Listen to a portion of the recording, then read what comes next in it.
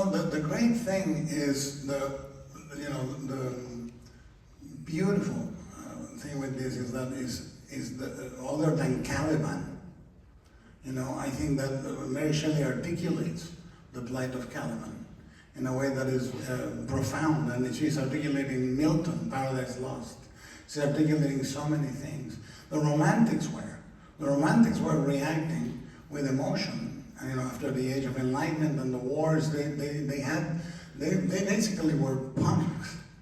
They were really, really iconoclastic and brutal, and they broke all the rules of society, and they gave voice to these sentiments, and they revolutionized literature because it was emotion. And I remember Lord Byron used to say, if there's no other emotion, shock them into feeling. And I think we are there again.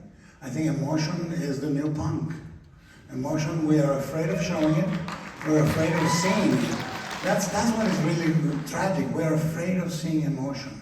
We are in such a state of separation between us and within ourselves that emotion seems ridiculously big.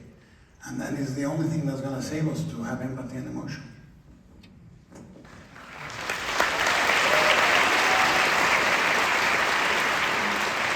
So many versions of Frankenstein really focus on the horrific aspects, but you bring this back to, as you say, the literary romanticism, the Gothic, and part of that is the narrative, but also the scope and scale and craft and the visual world you create. Can you talk a little bit about the production design and the costuming and what those conversations were? Yeah, we traveled together with Tamara and Guy Davis, who is my right-hand guy in conceptual, and we traveled through all Scotland and the UK and scouted all of Canada, and we were riffing.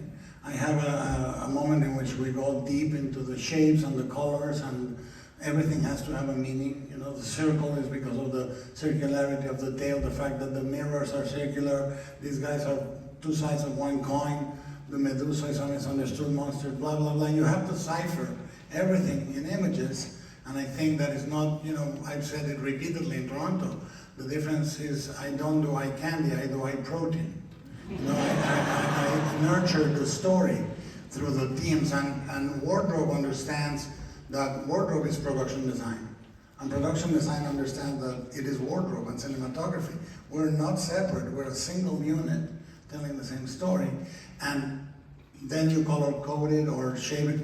If you notice in the movie, red is the mother, and it carries all through. He never recuperates from losing the mother.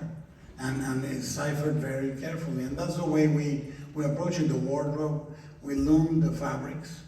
Every fabric that is significant was loomed, especially for the movie. There are patterns of nature in the fabrics, arterial, mineral, blah, blah, blah. And I don't think, I've been dreaming about it for one reason at this scale. That's why it didn't get made earlier. Because I said it has to be that big. It has to be a Barry Lyndon youth and exploding at the seams with life, because it's the modern Prometheus. We needed to make it feel modern and happening and all that.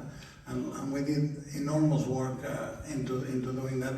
One day I'll come back and we'll do a class on TIFF, a couple of days, and talk about all the production design. I'll be very happy.